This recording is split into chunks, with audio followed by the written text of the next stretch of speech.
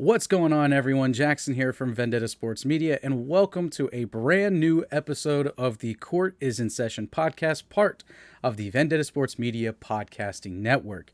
If you guys are watching us on YouTube and you enjoy today's podcast, make sure to leave us a like and subscribe to the channel and hit the notification bell so you can be notified whenever a new episode of the Court is in Session podcast or any other great podcast that we have a part of the network or any other videos whenever they drop, they go live, then you will hopefully be sent a notification. I know YouTube is a little finicky with that. Sometimes I don't even receive notifications from Vendetta, and Vendetta is like one of two YouTube channels that I have notifications set up for, so I don't know what that's about. But anyway, joining me today from almost, I guess, halfway across the world is our residential Aussie as well as NBA connoisseur, Jarrod Prosser. Jarrod, how you doing? I'm doing very, very well today, Jackson. I got to admit, I Jack's pod and not talk about basketball and just talk about the World Cup.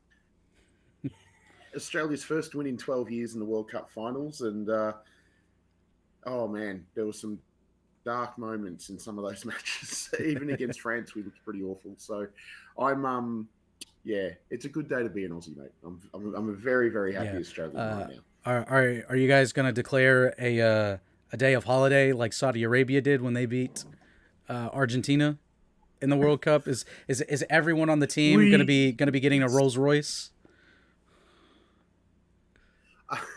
The holiday bit's been talked about. There's the classic bit of, it's almost folklore in Australia, that when we won the America's Cup in the early '80s, that Bob Hawke, the late Bob Hawke, who was the Prime Minister at the time, who may or may not have been half cut when he said this, said any boss who sacks a worker for not coming in tomorrow is a bum. And I have a feeling that's that could be, like, we're not at that sort of territory, but we're adjacent to that at the moment. Like, there's a lot of very, very, very happy soccer fans over here right now. Well, and a lot of people who aren't necessarily soccer fans who are just thrilled that on a major sporting stage that we've done what we've done. Yeah. How do you feel? I know this is a basketball podcast, so I'll just ask you this one soccer question. What do you feel like your odds are that Australia could move on to the knockout stage? What do they have to do? Do they need a draw? Who's their next opponent? How do the chips need to fall there? We have Denmark in our final game, and Tunisia will have France. So, hang on, I'll have a look at the table quickly because that'll give me the machinations of it all. Yeah. So, again, this is a basketball podcast, and we are talking about the World Cup. Yes, but no, the fact that France beat Denmark today helps Australia a lot. We are basically in the box seat now. The danger, like, basically, as long as we don't lose Denmark, we stay ahead of them. And we need France to draw with Tunisia. So two draws, we'll do it. Australia will go through. The danger for me, outside of the fact that Denmark's really good and haven't performed, which means we could be up for like another 4-1 draw, finally wake up and play proper football. Mm-hmm. The danger is that France are qualified. Like, France are through, so they might play a whole bunch. So there is that danger that Tunisia will upset against France now, because Tunisia are good. They played awfully last night. Like, mm-hmm. I'm quite surprised at how badly they played. I thought they'd play all over us. So Australia is in the box seat. It is ours to lose, but there are certainly quite a few. Like, if this is one of those choose your own adventure books, you could turn to a whole bunch of pages where Australia don't make it. Yeah. But going into the last game, this is the first time we've ever been in control of our destiny at the third game of a group stage. Yeah, and that's all you could all you could ask for. That's the best thing that you could ask for.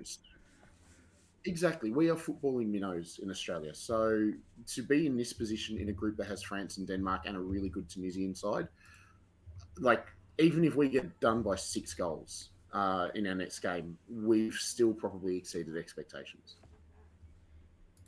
Yeah. Well, good luck. Best of luck to you and your country in your next match.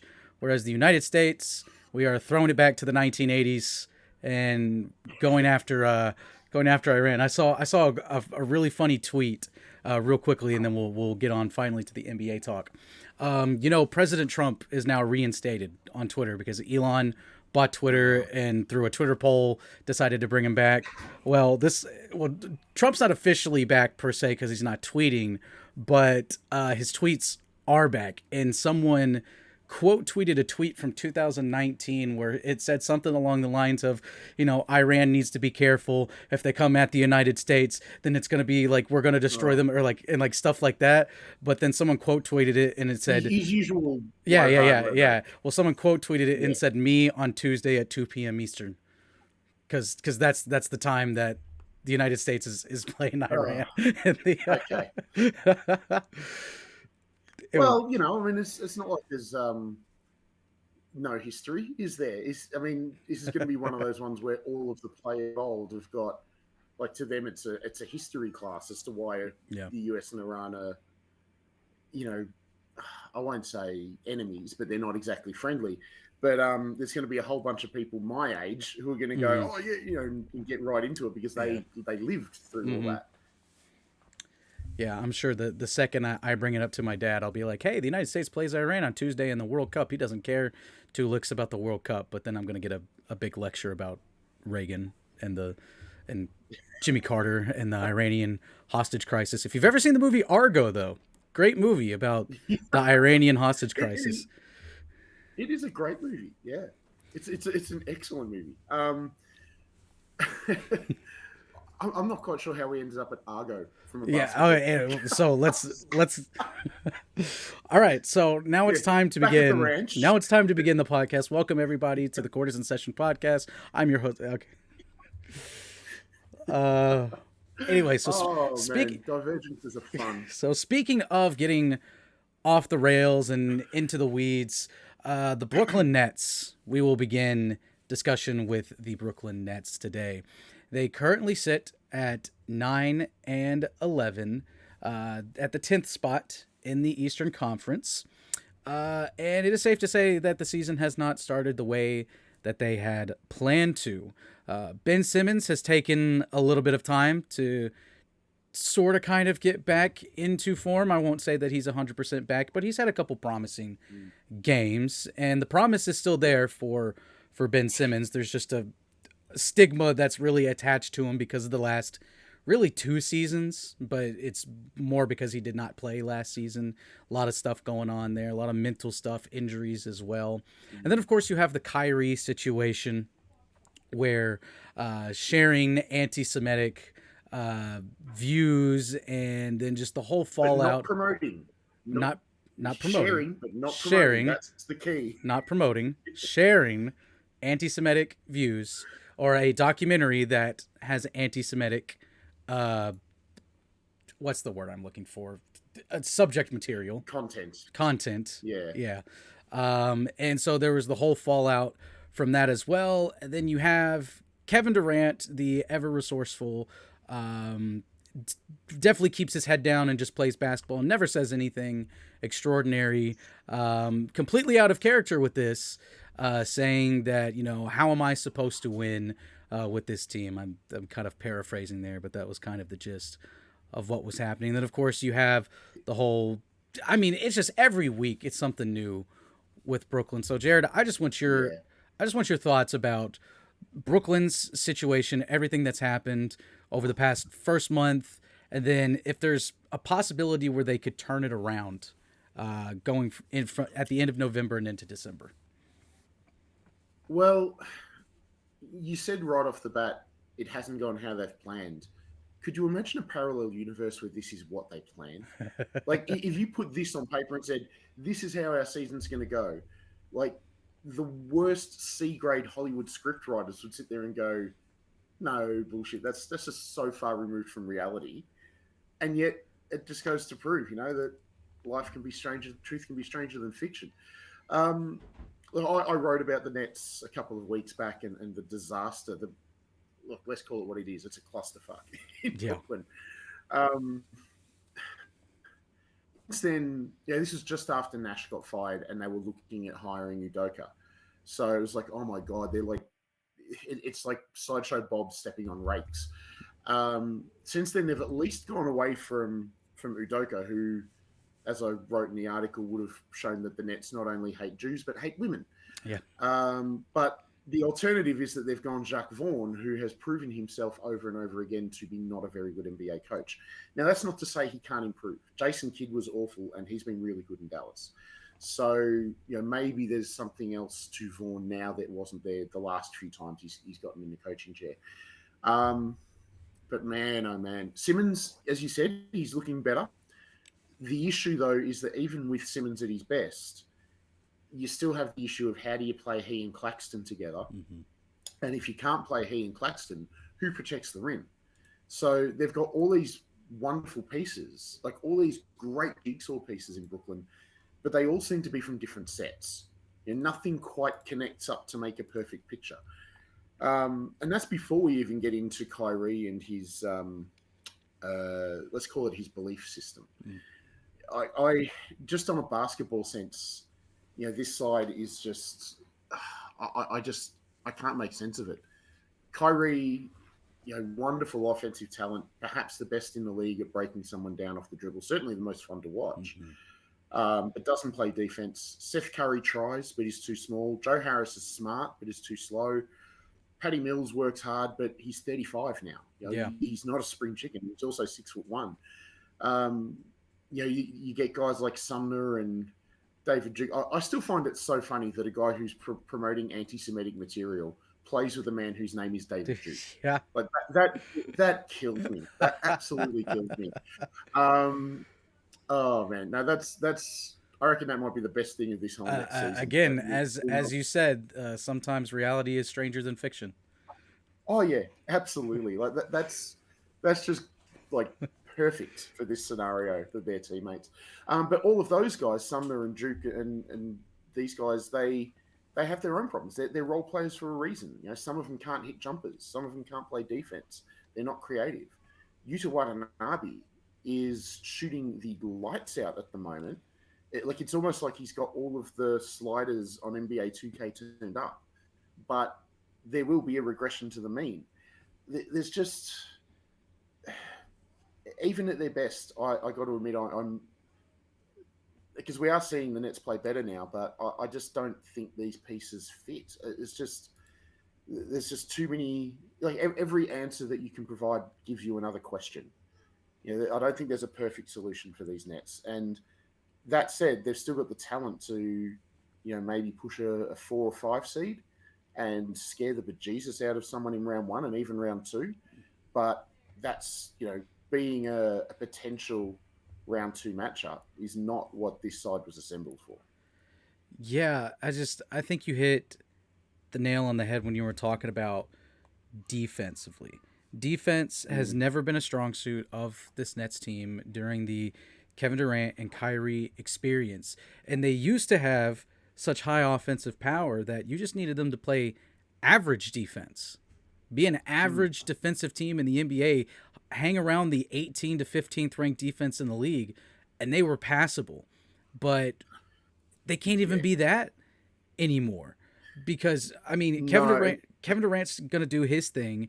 You have some of these role players, again, like Yuta Watanabe, who has been phenomenal, and I'm happy to see that as a Grizzlies fan, and him being a former Grizzly and coming up through the Grizzlies system. I am happy to see him officially kind of find himself and play his way onto a team. He's one of the hardest working players in the league, it seems, going from Memphis to Toronto and then finally finding his home in Brooklyn. And it's also nice to see Watanabe actually alive after Anthony Edwards snatched his soul last season. Yes. Good to see that he has made a full recovery. Because they massacred my boy. Trey loves the Godfather movies, and there's a line, "Look how they massacred my boy." That's how I felt while watching that. Yeah, look how they massacred my boy. So sad, but he's made I watched that dunk. I happened to watch. Happened to watch that match live, and man, I literally just went, I like hands over the mouth, like I was shocked. Couldn't be a I was nicer guy absolutely for it to happen to either, oh, which is poor you. unfortunate. It's Yeah, unfortunate, but I mean, you got to make a business decision sometimes, and sometimes it's better to just get out of the way and let them have the 2 points. It's yeah, just 2 points. Just let them have it. yeah, exactly. But You want there's to a end up on a poster, but you want to be there for the right reason. yeah, and then but of course just giving up the 2 points, that also seems to be the Nets' defensive motto, because again their defense is just not great, and it's not that necessarily. I mean, I guess it is. They kind of are not trying. You have Kyrie doesn't really try on defense. You've talked about how undersized they are at the guard position, and we see how much that hurts you in today's NBA. Yeah, I don't know. I agree with you that I think they're built fairly well for the regular season, for regular season play, where they're going to catch fire for a few games, like what happened. I think it was like 2 weeks ago when during Kyrie, the beginning of his suspension, they went on a small win streak, but then teams kind of figured out what adjustments that they were making with Kyrie not there, and then they started to kind of fall back again a little bit, and they're still kind of falling back yeah, a little bit. And a couple of their wins have been against teams that have been missing a few people, but that's kind of all of the NBA right now. That's kind of the story for every team that's trying to be competitive, is everyone's dealing with injuries fairly early on this season. But yeah. I don't know. I don't see the Kevin Durant and Kyrie saga of the Brooklyn Nets ending with a championship. I think the good players are on the other side of their careers, still very good, but it's obvious that they're starting to think about things other than basketball, and just the younger players that they have, while good, just aren't good enough right now. And the Yeah. mesh is just the And flow's all kind of thrown off. look, Kyrie, he'll be gone at the end of this season. Mm-hmm. There's absolutely no doubt about that. The Nets do not want him back. Um, yeah, you talk about this being not quite built for the playoffs, and I tend to agree, just because defensively they just can't make the pieces fit. They do have the cheat code though. Kevin Durant might be, well, what is he, about to hit 34 years old, Yeah. or he might be 34 now actually, but he's still he's still the most singular offensive force Mm-hmm. in the NBA. When he turns it on, you cannot stop him. I mean, literally, I honestly think if Kevin Durant's shoe size was, if he were one size smaller shoe, we could be talking about this Nets team as a championship team. Yep. I honestly think they probably would have won the championship if they'd taken out Milwaukee. So that's the fine margins we're talking about. But again, that was a side that had Harden in it as well. And you talked before about the Nets when, as originally constructed, it was all about, we're just going to outscore you, and we just need to be slightly below average on defense. You could afford to do that with that Harden, Kyrie, KD offense, because it was quite literally the best offense in recorded NBA history. Simmons has got some wonderful offensive gifts, but he's ultimately a defensive player. And offensively, he's looking better. He's looking like he's fitting in. He's found his niche within that team. But the issue is still, how does he fit on defense? Because he doesn't protect the rim. He does everything else really well, but he doesn't protect the rim. And the only guy who does exacerbates the shooting issue. So I don't really know. I don't know how to fix that with the personnel they've got. I really don't. I Even Dayron Sharp, he's got less shooting range than Claxton. So I'm not sure what to do I here. saw this on Twitter. Tell me what you think about it, because this guy has been on the trade block, it seems like, his entire NBA career. But Miles Turner, and again, is a player Yeah, again, and he could fix that situation because he can play the stretch five role. yeah. It's just He'd be perfect there. he But Miles Turner is the sort of guy who would fit in a whole bunch of places because he can shoot the three and block shots. Interestingly, though, because I want to talk about the Pacers later, so I won't go too hard on this, but Turner's shooting less threes than he ever has this season. And I think it's because he's got a genuine, a savant of a passer in Halliburton setting him up. But he's having a career best season offensively because he's not shooting as many threes. So, is this something where he wants to, he'd leave a perfect basketball situation for one that might not be as perfect, where he won't touch the ball much. He'll be stationed in the corner and told to do the dirty work on D. So he would fit in, and so would plenty of players who've got that sort of skill, and if they're not as good as. But yeah, that is the ultimate solution. If you can find a genuine stretch five who can anchor your D, then you're fine. But there's not that many players who can do that at a high level. I would be curious to see just kind of like what the Pacers would want to do with Miles Turner, because I feel like I can never get a read on what Indiana is trying to do. It's like they're trying to rebuild and compete at the same time, so it's led to some even stuff that's worked out, some questionable trades. Like everyone points towards like last year, their most recent big trade of the Sabonis and Halliburton trade, which I love Tyrese Halliburton. So, and he's hooping fantastically, like you mentioned, and we'll talk about this more later. But this was earlier in the season, so maybe Turner has changed his mind about it.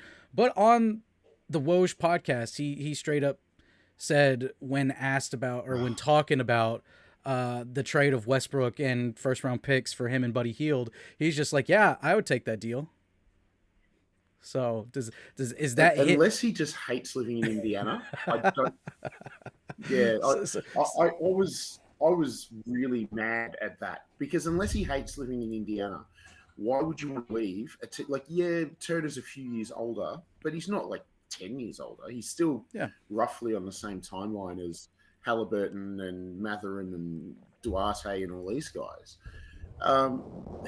This is the best basketball situation for him. He's got shooters all around him, which means he can stretch out if he needs to, or he's got space to roll to the rim. And as I mentioned, like he's averaging like 18 point something points per game, which is by like 4 or 5 points a career high. So it's not even like he's just marginally, incrementally improved. This is by a street his best offensive season, and he's still wonderful defensively. Yeah, and you've still got the option of going 5 out if you really need to. He and Halliburton have already developed a rare chemistry. If I was Turner, unless I absolutely hated living in Indiana, I'd be calling my agent and saying, okay, let's get this done. Let's re-sign. If he's told management, no, I'm out at the end of the season, he'll be gone by the deadline. It just depends, for what. And but he will be gone, and it'll be Goga time. Yeah. And was it Indiana that originally wanted to sign DeAndre Ayton? They extended an offer to him too. So maybe Indiana's not completely married. There is every chance that he's looking at the organization and going, oh, they don't want me anyway, which is a good point you've made. Unless he's going to re-sign, I'd expect he'd be gone by the deadline. It's just a matter of to where and for what. Yeah. But as a basketball situation, I think he's in a perfect spot. Yeah. Don't quote me on this, but I think is it December 15th? That's when a lot of the contracts clear, like rookie contracts and people that signed in free agency. So probably post December 15th, I think, is when the calls will will increase and be taken a bit more seriously, because now every team across the NBA is going to have more ammunition, even if it's just a rookie that you can add on to make contracts fit, or the promise of a young player or something like that to entice a team into a trade. So maybe we'll see post December 15th, and then of course you got a few months for the trade deadline. Now, continuing discussing. Go ahead. Finish up what you want to say. No. I was just going to say, you're dead right. That's December 15th. Everything kicks off. So okay, that's cool. Now we talked about this a little bit in the Slack. We'll just mention them real quickly for a quick laugh here. But the Los Angeles Lakers are building a super team, but not for them. They potentially are building a super team in New Orleans. And you could say it worked out because of the Anthony Davis trade and they got a championship. But at the same time, it's bad. Yeah, the whole intention of trading for Davis was twofold. It was compete now, which they did, and the asterisk championship, whatever you want, it's still a championship. Yeah. But the second objective of trading for Davis was to give the Lakers like another half a generation of championship contention off the back of Davis as the star. And like Rob Pelinka actually, I'm no Rob Pelinka fan, but he actually did a really, really good job up to the point where he traded for Westbrook. Hmm. And it wasn't that he traded for Westbrook or any other star. It was that he got rid of all of the depth pieces that fit absolutely perfectly around KD and Kyrie, still in Nets mode, around LeBron and AD. And since then, they've basically been, they're like that bloke in Vegas. They're chasing their losses now, and it's just getting worse and worse and worse. They've already had to sell the car. They're about to lose the family home. Like the wife's going to leave him. Like this is just looking really ugly for the Lakers now. They are looking better of late, but that's purely, I think, because LeBron's been out. And LeBron acolytes, don't at me. I'm not hating on LeBron here, but the numbers back it up. Is that when LeBron and Russ share the floor, the Lakers are bad in any other machination. But when AD shares the floor with Russ, they're fine. When AD shares the floor with LeBron, they're fine. The issue is how LeBron and Russ fit. So one of those two needs to be out. Yeah, and I think, you bring that point up, and I think there was something to Darvin Ham deciding to bring Russell Westbrook in off the bench, and then seeing those minutes where it's Westbrook dictating the offense. And his personal numbers increased, and finally the Lakers won a game or two there as well. So it's just it's so weird. It's so odd to see if we would have said even 5 years ago LeBron, Westbrook, and AD on the same team, then I would have been like, well, who's the idiot that let that happen? Like, why are you letting 5 All-Stars and 3 All-Stars and MVP caliber players like on the same team? Like, this is outrageous. The NBA's rigged. It's unfair. There's no hope. But they're also, I think, just a few games above the Houston Rockets right now in the standings. Yeah. And you mentioned the car that they could be losing in Vegas. That car has a name, and it's Victor Wembanyama, that they could that potentially could be handed to Lovely segue. An amazing young player from France that could find his way into a team that just needs to figure it out, but they're super talented in the New Orleans Pelicans. My God, that Pelican side is already deep and talented and only going to get better. Look, to be honest, even if they don't, like, let's say the Lakers end up with the second pick and handball that over to the Pellies. Having Scoot on that side, learning at the feet of CJ, and then eventually taking over, that's frightening. You put Scoot, Daniels, Ingram, Jones, Zion. I mean, man, I don't even know where to go with that. It is frightening how good the Pels have rebuilt, and the ammunition they have, because they have picks that they could use to shed off cap space if they so chose to. Like if CJ McCollum just had a massive fall off, they could shed his contract. They could shed Valanciunas' contract if they wanted. If they found someone that was suitable, if they run with a smaller lineup, which, I mean, if Zion is returning to form, then Zion could 100% run a small ball five. I say small ball. I mean, he's built like an NFL linebacker. Could absolutely. I'll quote the old Shea Serrano line. He's like if a rhino learnt to fly. There you go. You go. It's just they scare me as a fan of a team in the Western Conference. They just need to figure it out. That's all they have to do. Once it clicks for them, once they figure out how to navigate and have everyone out there. And I agree, it's going to take time because they just got Zion back and he's playing with this new core. And this team's success hangs on Zion being healthy and having their entire core out there together to figure it out. Because if they can figure it out, and it's going to be an astronomical leap of what they could take. It's insane. There's not another team that frightens me more, or I think should be frightened of in the NBA than the New Orleans Pelicans, and that is coming from a Grizzlies fan who is Yeah. excited to see this team continue to grow. I saw a stat for the Grizzlies, and it was like out of like a couple thousand minutes dating back to last season, that of all the NBA games, it's a couple thousand minutes.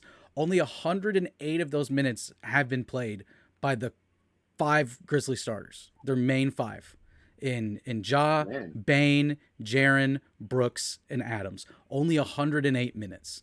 Everyone has been injured for 2 seasons. Yeah. Someone's been injured Yeah. and has not been able to play as a group. The playoffs was the And first time really that is last the season. worry with Memphis. That is the worry with Memphis. I mean, Jackson has proven himself to be injury prone. Brooks is kind of injury prone sneakily as well. And Jarrod, he plays like a stuntman, and stuntmen get injured. Yes. So that is always the worry with them. I'm in a lot of Grizz spaces. I don't mean to interrupt you. I just want to hammer No. that point in. I'm in a lot of Grizz spaces, and they absolutely love Ja in there, and obviously Yeah, so. of course. He's your franchise player. He's one of the best point guards in the league. Yeah. But the amount of times where they just people that are fans and observe basketball and love it like you and I do are like, the dude, he needs to hit that floater. He needs to get that mid-range jumper because he jumps in there into the trees, foul hunting, and then that is a long drop for a very frail and small body. NBA players are massive, but compared to what Ja is going up against, he is tiny. He is 6'1", I think, and a $185 wet. Yeah. Yeah. He's got And to you figure look it at out. And you look at guys who, there's a whole bunch of guys who never quite developed that jumper, who were small, athletic. I look at Iverson. He never developed that pull up consistently. He didn't have the explosiveness that Ja has, but he was like, and this seems absurd to say, he was quicker than Ja.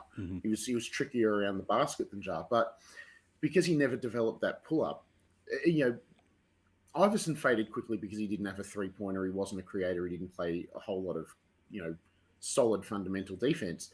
But I also think it's that his body just started to fail. And that's purely because he threw himself in amongst the big boys for 7 or 8 years with reckless abandon, and to great effect, it has to be said. But there comes a time when you've got to pay the piper. Even someone who could shoot it reasonably well, like Isaiah Thomas, the original Isaiah Thomas, he had a similar sort of steep fall once he hit his early 30s, and there were more injuries involved with him as well. Yeah. But he was another one who was fearless going to the hoop. It's the famous one where he took the elbow from Karl Malone and had 56 stitches or something like that. But I can see Ja having a little bit of a career arc like that unless he develops the ability to consistently stop on a dime and pull up from 10 feet. Yeah. And just shoot it over those big guys. Tony Parker, he had a wonderful long career. And he wasn't the vertical athlete that Ja or Iverson were, but he had that teardrop floater, that gorgeous, gorgeous rainbow teardrop floater. And it probably, you could argue that it added 3 or 4 years to his career because he didn't take the pounding that the others took. Yeah, and Ja has shown that it's in his bag. I think he kind of just gets in his own head a little bit and thinks, I got to get a bucket. What's the one thing that I know how to do and I do well? And that's attack. And sometimes it works out phenomenally, and other times it's excellent defense by the other team, and he gets caught 40 inches in the air and has to fall those 40 inches, and he is like this. He is not this. He is this. All 40 of those inches.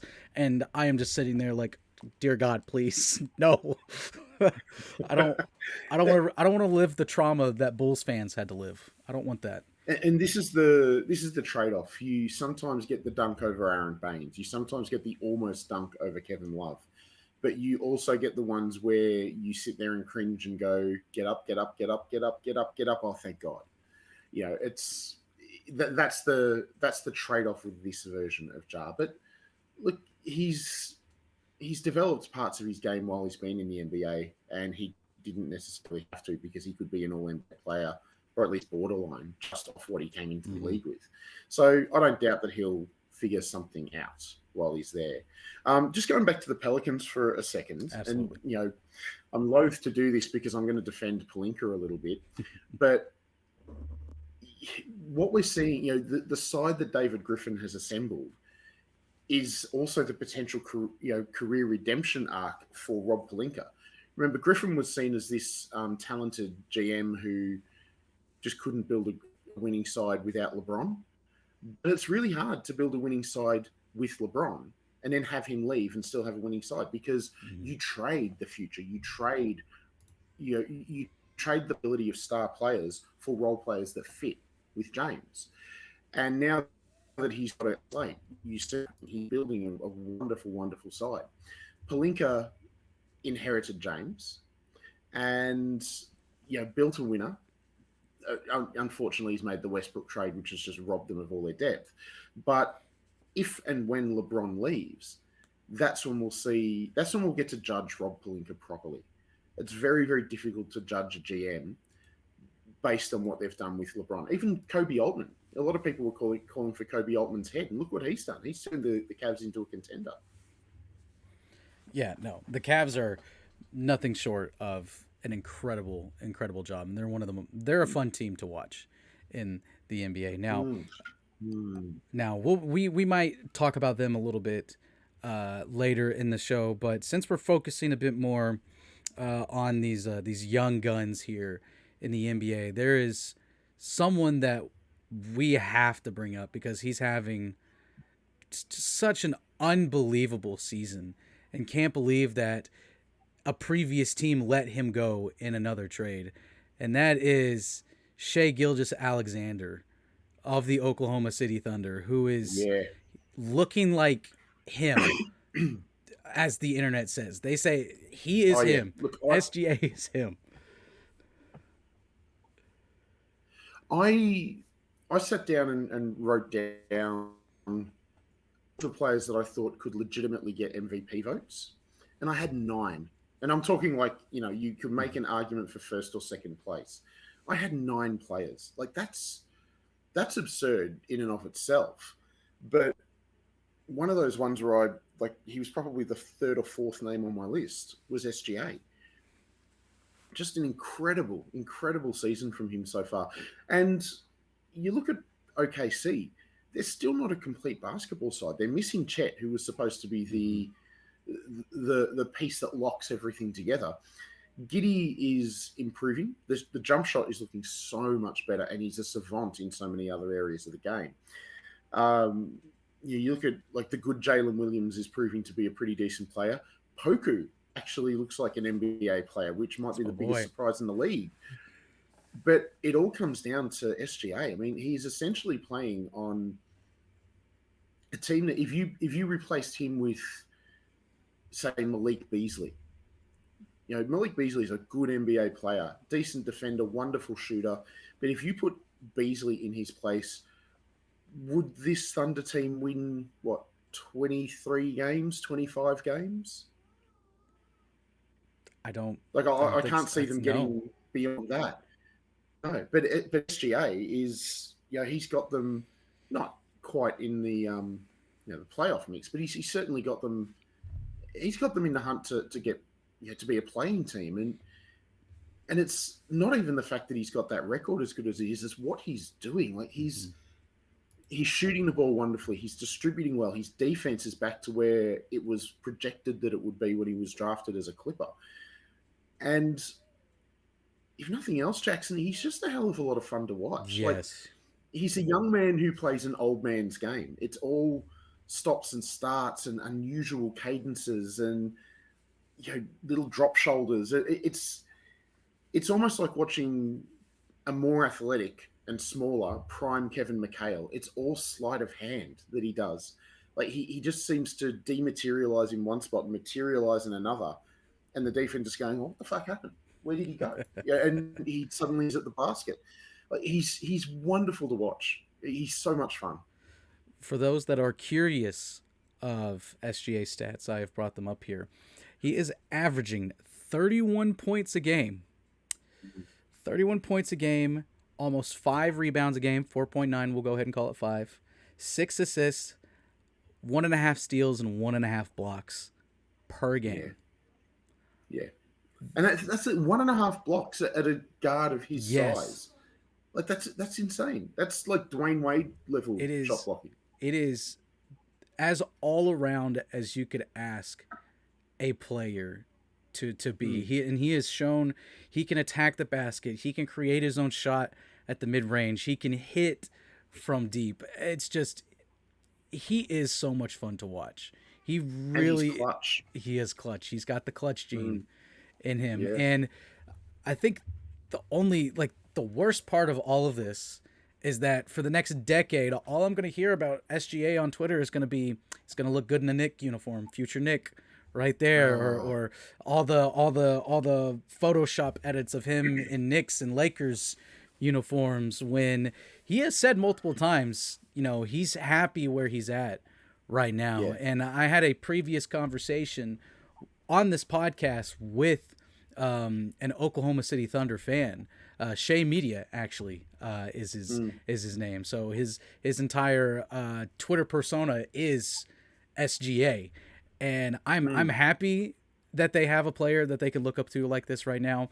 But that is like the one downside to it all. It's just they're gonna constantly hear that. But Presti has the opportunity. You talked about Rob Pelinka getting to show his chops. Presti has the opportunity to kind of get a little bit of redemption with this core and building this roster mm, because not necessarily his fault, I would say, just like, and you couldn't even call it like a lack of foresight because no one knew how the explosion of the salary cap was going to be. So you have the trading yeah. of a young James Harden and focusing on KD and Russell Westbrook, but then it's like it's not just the increase of the salary cap. It's a few years after that is when you have the Steph Curry effect of this explosion and emphasis of 3-point basketball or on the perimeter.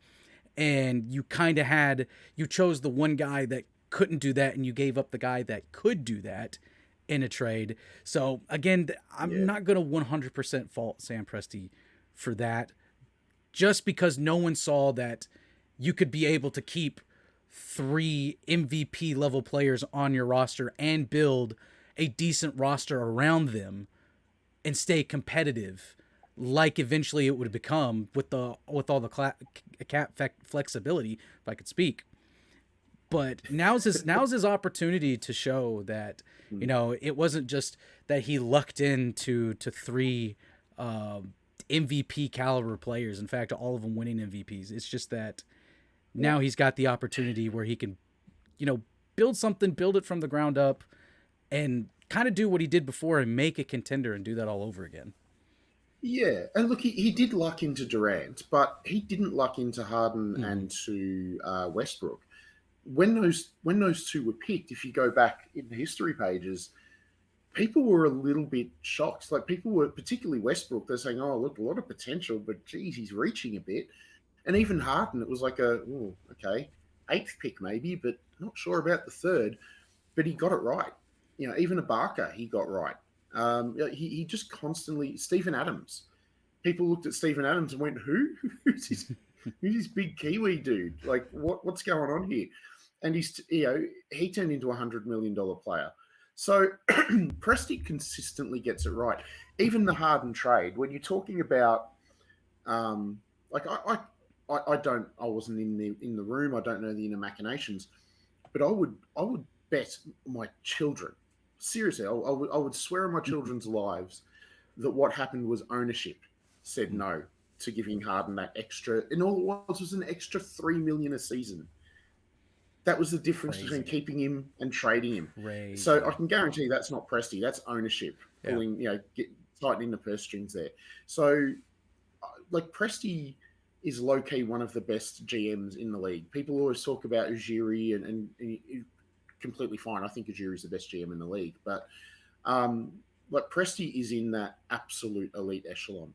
There are very, very few moves that he makes, yeah, outside of the Harden trade, where, like I said, I think his hand was forced, where he gets it wrong. I think he's a wonderful GM, and the big issue now is that people know he needs to consolidate. He's got too many young players and 1,000 picks coming through. How does he consolidate all of that? And who does he consolidate it for? That's going to be the linchpin of the next era of OKC basketball.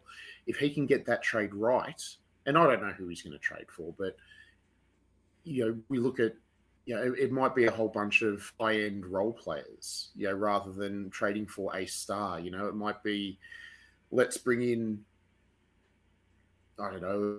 We were talking about the Pelicans before, So do they bring in someone like a Herb Jones and a Dyson Daniels, and maybe Ingram, slots in as a number 2 type or something like that, and they give him Usman Dieng and Jalen Williams and 5 first rounders or something. I don't know, but I'm just spitballing off the top of my head. Yeah. It might not be a star. It might be a bunch of high-end role players that fit the stars that he's already drafted. But what he does with his consolidation trade, which will come in the next 24 months, that will be the key to how OKC plays out over the next 5 years. Yeah, and we don't know who the next disgruntled star is going to be. We don't know what team that is currently right now, in theory, contention, and then 2 months after the season they blow it up. And I hate to bring this up, but a good instance of that is the Utah Jazz this past season, who the past 3 to 4 seasons have been in continuous contention and looked like they were getting ever so closer, and then in one summer, it's a completely different franchise, almost. Like you've got a few players that are from the previous regime, but their 2 stars are gone, and they're in the process of theoretically rebuilding. But Danny Ainge somehow has put together a well-oiled machine and has unlocked the potential of some of these young players and acquired numerous amounts of picks in the process. Just on the Jazz, with all the teams I coach, and this has been what I've done for the 25 odd years I've been coaching, is that it's not who you start with, it's who you finish with. So I'll have parents sitting there saying, "Oh, but my kid's better than this kid. Why aren't they starting?" It's like, A, fuck off, you're not the coach. And B, maybe not in those words, depending on the parent. But it's also, it's also about making sure that you finish with your best 5. There is something to be said for having competency all over the court. Utah don't have a star. Apologies to Lauri Markkanen. They don't have a genuine tentpole star, but they run like 10 deep. A lottery pick in Agbaji cannot get on the floor for this side. Colin Sexton, who 2 years ago averaged close to 25 points and was re-signed for $20 million a year, he can't get on the floor for this side. This team has got just depth everywhere. No matter what lineup you put on the floor, you've got 5 competent NBA players. There is nowhere that you can, as an opponent, that you can pick on, that you can isolate and say, we're just going to keep poking that wound until these guys say, put their hand up and say stop. So Ainge has, part of it is he's gotten all these draft picks, but part of it is he's gotten a whole bunch of really good NBA players. No stars, but really good NBA players. Look at the Hawks of the Millsap, Korver, Horford era. None of them were stars, but they were winning 60 games. Having really good NBA players without a star still works. The Pistons won a title that way. That's true. That's true. Just as long as everyone meshes well, does their job, you can go really far without an all-star. And I would say that the Grizzlies, the grit and grind era Grizzlies, were close to that. Now you did have Zach Randolph and Marc Gasol. Yeah. But as far as hardware and recognition, they did get that some, but as far as the upper echelon of NBA players, it was never them that were on the lips of the media or anyone in voting rooms or anything. I think Gasol should have been, and there were a few that really championed him. Zach Lowe was one who always Mm-hmm. championed Marc Gasol, but yeah, I think Gasol should have been. I think it was more the fact that it was Memphis and it was grit and grind that Yeah. It, held him it back more than anything it was else. not Oh, and sexy. the It fact that wasn't flashy. and the fact that his older brother was a genuine superstar. Yes. Yeah, it's sort of like a, can you really be an All NBA player when you're not even the best player in your own family? So, Yeah. but yeah, I mean, Conley was always a very good point guard who wasn't a genuine star. That was always my worry when Utah traded for him. It's like, Mm-hmm. okay, we're getting a guy who was never quite as good as what I think his best player not to get an All Star berth kind of inflated his value a little bit. Yeah. There was a reason that he didn't get All Star berths, and that's because he was just off that level. He Yep. wasn't quite there. So I was always a little bit worried when Utah traded a lot for him. Mm-hmm. But you're dead right, though. I mean, Gasol wasn't a top 15, certainly not a top 10 NBA player at any point in his Yeah. career. Yeah. And like I said the only reason why it's similar to that is because Zach Randolph did make All-Star game. Marc Gasol did make an All-Star game. Two actually, I think, and won a Yeah. Defensive Player of the Year. So there was some recognition for the players Yeah. of the grit and grind era, but they just could never find a shooter. That was always the problem. Pick up Desmond Bain, put him with that team, and then Oh, we've got something. We're cooking yeah. with something nice there. To I be want honest, even if you put Dylan Brooks into that side, I mean, there'll be games where he'll shoot you out of it, but he will win you games on that side with I the mean open looks he get. that's literally how it is right now. That's how the last night the Pelicans game went. Speaking of the Pelicans, put a nice stomping on the Pelicans, and it was really because I mean Ja did his thing. Jaren, he's back and playing fantastically. I think he's averaging, he's only played 5 games, but he's averaging 4 blocks Yeah. a game right now. Yeah. In that small sample size span, and that's coming off an injury too. He's not even back at his full potential yet. He's still on a minutes restriction right now. Oh, mate, he's almost as good a shot blocker as Walker Kessler. Walker Kessler, I remember that name. A little before my time, perhaps, but No, the Utah rookie. oh right, yeah, Yeah. yeah. Man, I just had a massive brain fart there. Anyway, we'll move on. Continuing with rookies and young Yes. stars here, we will move on a bit. One of Jarrod's reoccurring posts on the site is checking in with the rookies, kind of our own Vendetta rookie ladder, you might say. So, Jarrod, give me your 1 month in rookie report. I do have your post from the 18th. I will link that down in the description as well for all of you that are watching this or listening to it. If you're listening to it, then head over to vendettasportsmedia.com.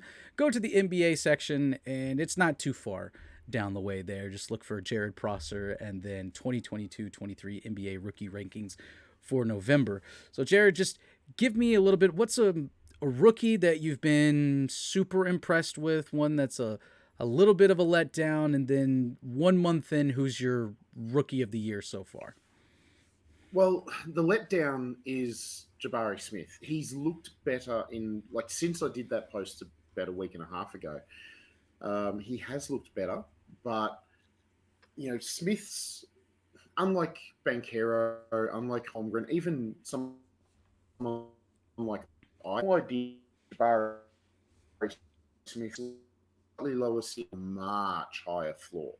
Like, he projects as the perfect number 2 on a championship side.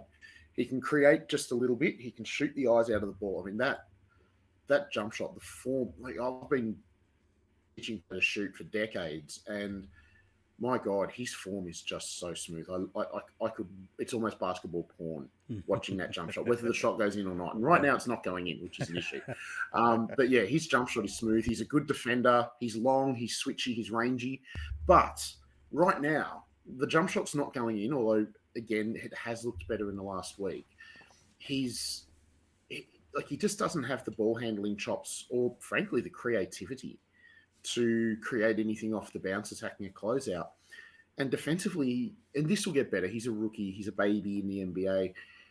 He's just so slight. He's getting bullied by opposition players. he's long and he knows where to be, but he just can't stay in front of anyone. The legs look a little bit stiff, which is surprising, but just his upper body, through the hips and upper body, he's just not strong. He's getting pushed around by people that you wouldn't expect him to get pushed around by. So he's got time, and Houston, importantly, have time. This isn't something where he's coming into a team that want to get wins this season. But at the same point, he has been a little bit disappointing. I expected more. Put it that way. I think Tari Eason has been the better rookie for the Rockets in the first month.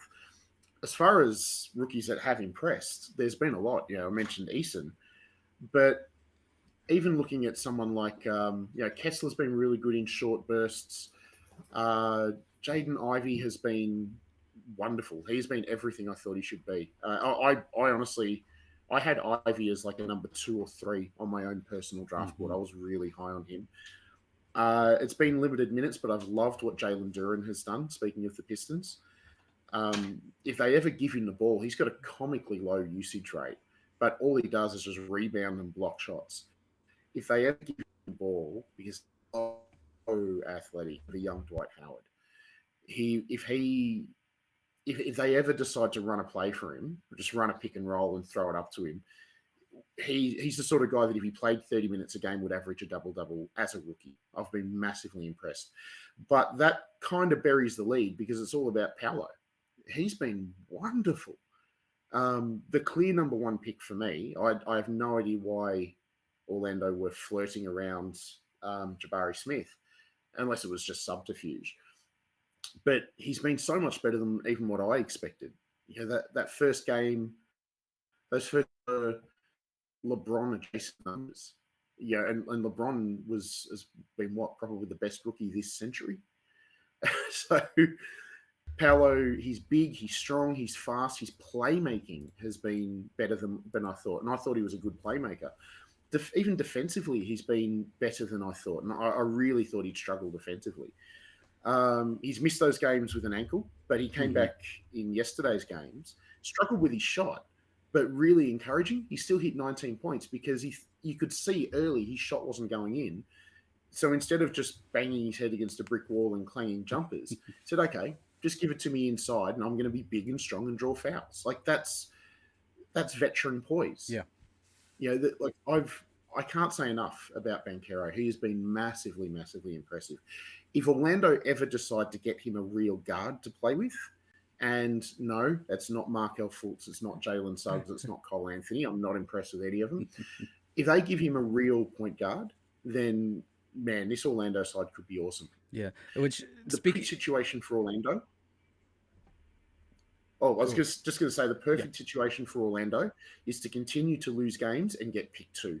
And have Scoot fall into their hands. And I was just going to add, like, even worst case scenario, they still have a top 10. This is going to be a stacked draft class for this season. It's scary the amount of players that if you were to scatter them over the next 5 NBA drafts, the top 14 players could make an argument that they should go number 1 depending on who you just randomly threw out in those in those next 5 classes. But they're all in a single class together. So they're going to have their opportunity if they want to go and get that guard. I can't wait to I want to wait a little while longer, maybe in January sometime before I see about him coming on, because for those of you that do not know, Carl Heiser, Vendetta writer, covers the NBA, but he's a big college basketball guy. He is the co-host of the Jim Arrange podcast here on the Vendetta Sports Media Network.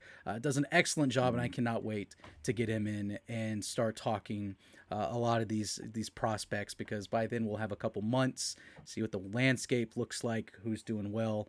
It's going to be a lot of fun once draft time comes around. That's one of the most fun times, in my personal opinion, of working here at Vendetta, is when we get towards the NBA draft. It really is like super, super fun to dive in and talk about with everyone with that. And it's Carl's time to shine. The man knows really the college game. He does. He does. Yeah. He impresses me on every time I go to TikTok. He's got a new TikTok out, and it impresses me his knowledge of the current college atmosphere and the previous college game as well. Yeah. Players from, I mean, that I don't even recall. Like, they never really made an impact in the NBA, but they were college studs, and Carl remembers them. So I'm very jealous of that Yeah. brain of his when it comes to knowing the college game, or just you pull a random team out of a hat and he gives you his analysis instantly. I saw a TikTok of him doing that today where he just blindly reacted to 5 teams. There was a filter over his head and it shows a random team, and he was just gave you like a 30-second analysis, like right then and there, of those 5 teams, and told you what their ceiling was and gave you legitimate reasons why without skipping a beat. It's just incredible. Yeah. Shout out to Carl for that. Nah, get on his stuff, people. Get on his stuff. Yeah. And and speaking of youngsters here too, I don't know why, but I love Benedict Mathurin. I love the way that he carries himself. Yeah. What you've either got that guy, or he's either going to be really good, or he's either going to kind of be a bust if he comes in and he's like, LeBron James has to prove to me that he's the best in the world, that he's the GOAT. This is a 19-year-old kid walking in there. So he's either way in over his head, or he's just, as the kids say, he's got that dog in him. And I think he's got that dog in him. He could legitimately win 6th man of the year as a rookie from the numbers that he's putting up. Yeah. Well, I got to admit, I'll hold my hand up here. I severely underestimated Mathurin. I thought he'd be a good player, but to be pulling 20 points a game off the bench as a rookie, and look, he's playing starters minutes and he's closing games. So it's almost that Ginobili style 6th man, where he's a 6th man in name only. Going back to what I said before, it's who you finish with, not who you start with. But the fact that he's closing games for Rick Carlisle, who is notoriously hard on rookies and young players in general, is a feather in that man's cap. To win over, and to do it with the bravado that an old school coach like Carlisle doesn't necessarily like, to win over Carlisle this early into his career, that the signs are so positive for Mathurin. Defensively, he's god awful. Like, let's not sugarcoat it. He's terrible. But again, he's a rookie, and he's a rookie scorer. You know, he's somebody who is, if you can put the right team around him, in 3 or 4 years, he could be averaging 28, 29 a game. And this is where I think that Turner would be absolutely stark raving mad to leave Indiana. They tried to sign Ayton, and be pissed off by that. But you're a professional. Don't take it personally. Go and sign what is the best situation for you. And I just think a team with a wonderful point guard, an outstanding young wing scorer, a dead-eye shooter in Duarte, possibly another one in Hield if they hold on to him, plus whatever else they can get. Some of these role players, Nemhard and Nesmith, are looking better. I was so low on Nesmith when he got drafted by Boston. I just thought, wow, 15 spots too high. And his rookie season pretty much backed that up. Yeah. But he's shown some. You've still got a guy like TJ McConnell there to just generally piss people off. It's like that Pacers side is building something. And as much as Halliburton's the star and Turner's the established veteran, by the time this side competes, we could be looking at Mathurin as the main guy on this team. We really could. He's that good. I'm hugely impressed by him. Yeah, and you mentioned TJ McConnell. It's Indiana. They gotta have one dude that just fits Indiana. White basketball players. One gritty white guy. Exactly. Yeah. That is Indiana basketball to its core. That's college professional. One guy that Gene Hackman would love to coach. Exactly.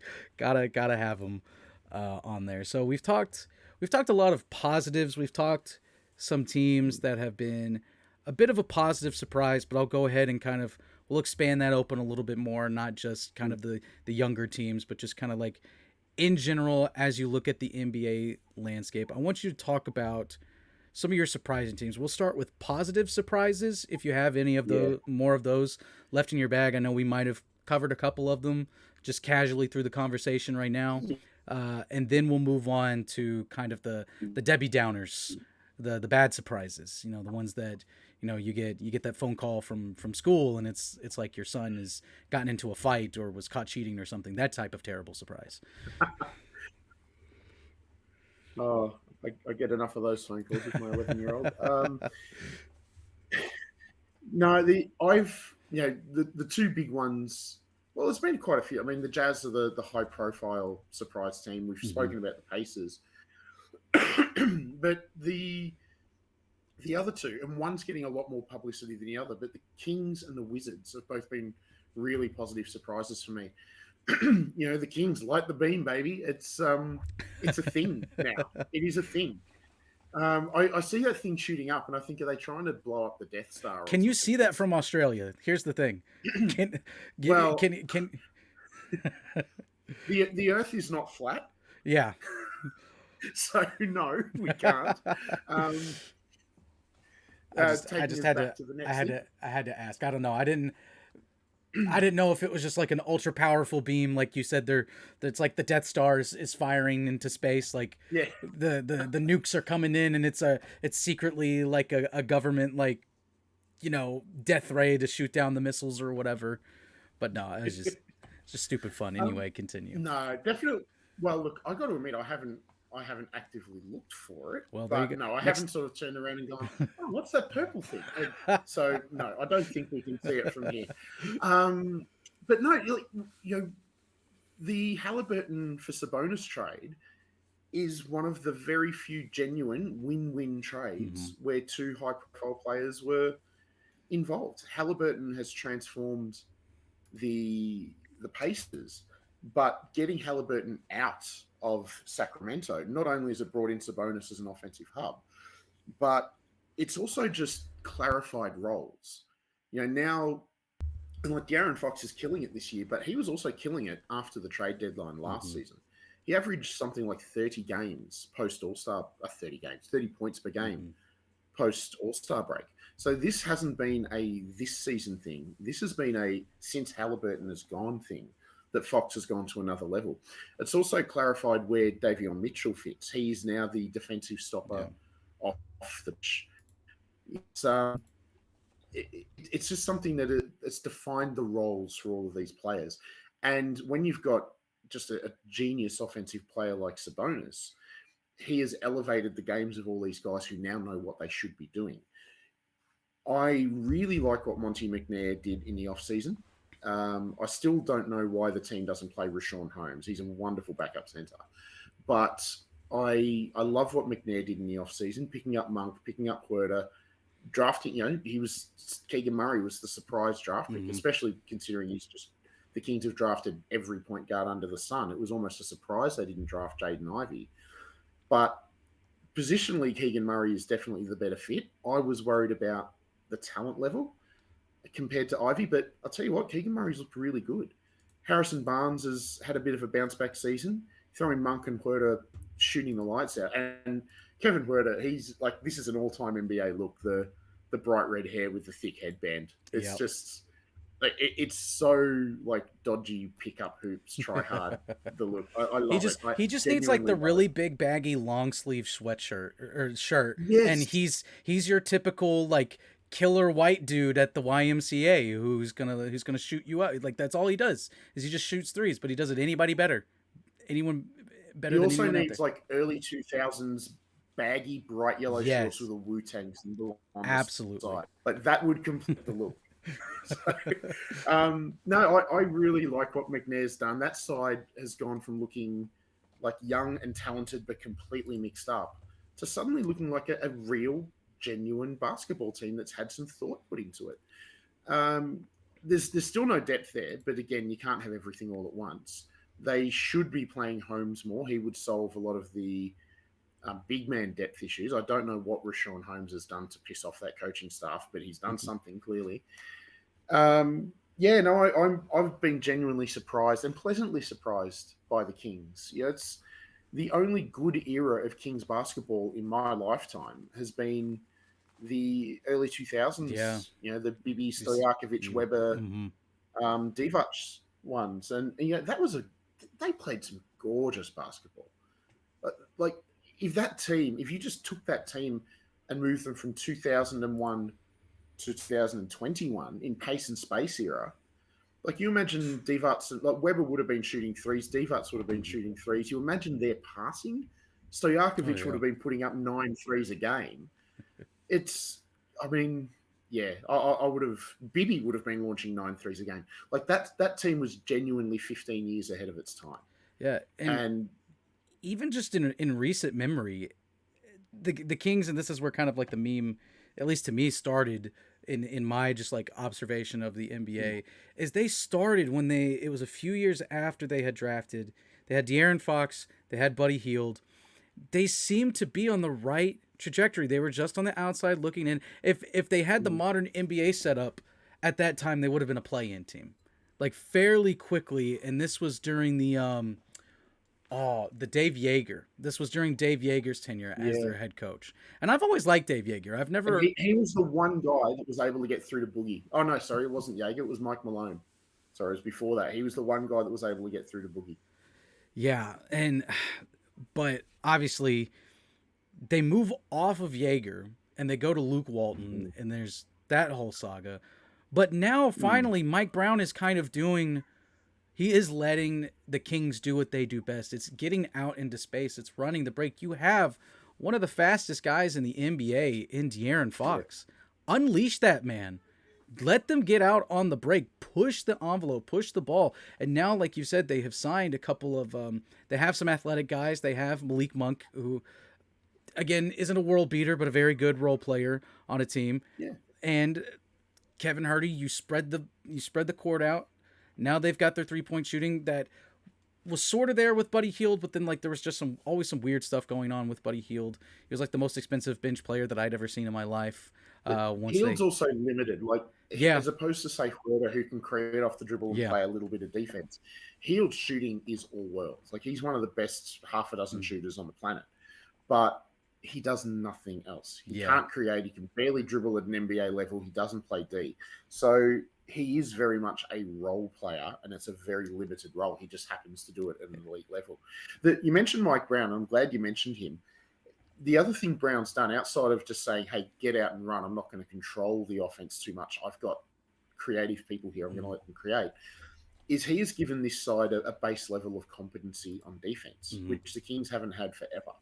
You know, he's the sort of coach that can raise your floor defensively just by picking off the low hanging fruit. Their transition defense has been the best it's been for a decade. And that's not personnel. That's Mike Brown. yeah, Just little things like that can take you from 27th to 22nd in the NBA in defensive mm-hmm, rating. So Brown has set them, good base level, minimum standards on defense, and the team are meeting that.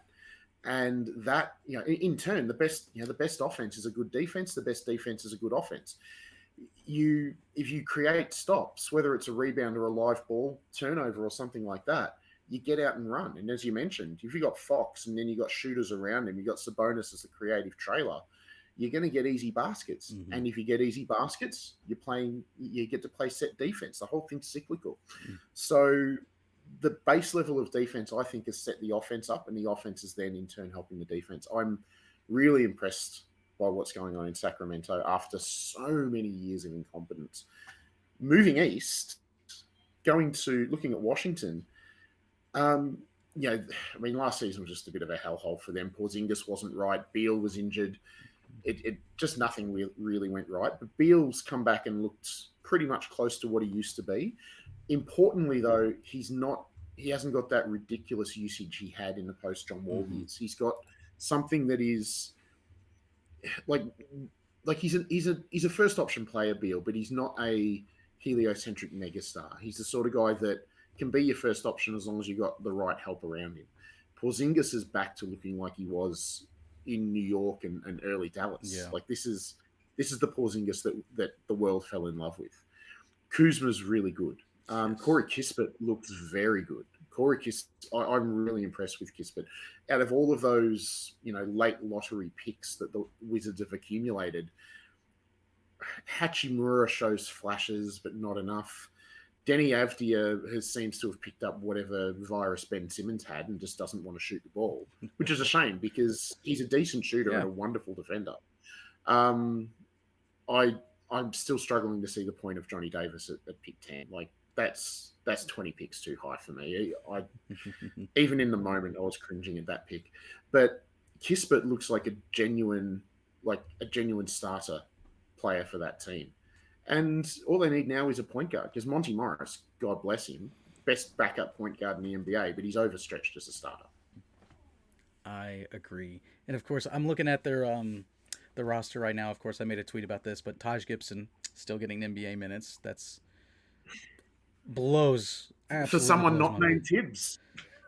Exactly. Which I But think, just on that though, the reason that he's getting minutes is because Daniel Gafford, who got a big contract, or relatively big contract, mhm. been borderline unplayable. And I'm kind of surprised by that. I was a big fan of Gafford, but Yeah, he's chasing blocks and not getting them, which means he's not rebounding. He's got no offense. His offensive game just hasn't progressed at all. yeah. He is Gafford's just about unplayable. Gafford's offensive game is offensive boards or being in the dunker spot and just getting a little dump off pass from a Yeah. someone that's driving, and his man kind of overhelps a little bit, and he's able to get something nice, little easy, lay it in or dunk it. Mm. Extremely athletic, and of course, Arkansas connection. Shout out University of Oh, Arkansas. So been a big fan of it. he's a pogo stick. He is a pogo stick. Yeah. Like Wonderful you athlete. brought up 2K earlier. I think 2K put the pogo stick badge in the game because of him. Because I mean, just Yeah. straight up and down as quickly and as high as you could get. That it reminds me of a drill And that my his best. second and third leaps are the same too. Yeah, Like he's so quick at second bounce. It's amazing to watch. He just I don't know. It's almost like the Monstars have taken the brain out though. Like he just seems to have no idea what he's doing on the court. yeah, Whether well, it's an effort thing or the new offense, new defenses, he's just struggling to adapt. I don't know, but there is a reason Gibson is playing ahead of him, and it's not because Taj Gibson is good at 63 years old or whatever he is. It's purely that Gafford is awful right now. yeah. Well, I do hope that he gets it figured out. He is again one of those players that Mm. I like to see, and I've always wanted him in Memphis too. Memphis has been in need of a backup big for some time. Xavier Tillman is not that guy. In fact, he has Yeah. been demoted down to the G League and has been playing games with the Memphis Hustle. So that does not bode well. If Steven Adams was to ever go out for an extended period of time, I would be very worried. What would happen Oh yeah, with, yeah, with Memphis? yeah. I think Gafford's got the ability to put it together, but it's just he's going to need to start doing it soon because he'll get tainted otherwise. Yeah, and again, just to go kind of retread what you said, this is odd, and I wonder if the pattern is really there or if it's just like kind of coincidental.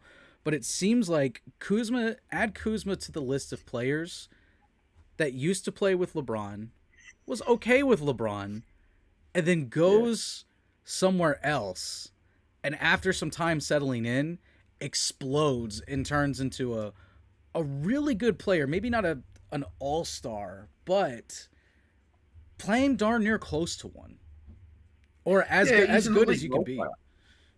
Yeah, Yeah. he's an elite role player, and there is a reason for that happens with players who play with LeBron, and it often happens with guys like Westbrook, Prime Harden Mm-hmm. as well. The those guys need to have the ball, and they deserve to have the ball. They are wonderful, wonderful offensive talents, both as scorers and creators.